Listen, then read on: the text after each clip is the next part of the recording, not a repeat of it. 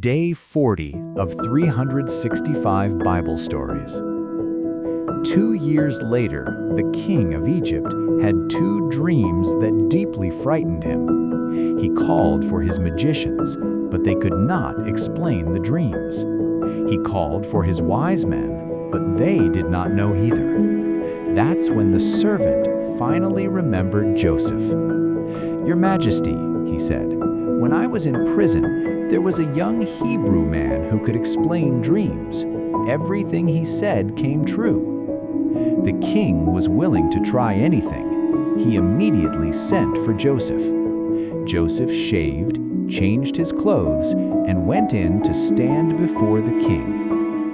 The king said, "In my dream, I was standing by the Nile River. 7 healthy, fat cows came up out of the water. Then 7 thin, sick cows came up and ate the healthy ones. I also saw 7 full heads of grain swallowed up by 7 dry, thin heads of grain." Joseph said, "Both dreams mean the same thing. There will be 7 years of great abundance in Egypt.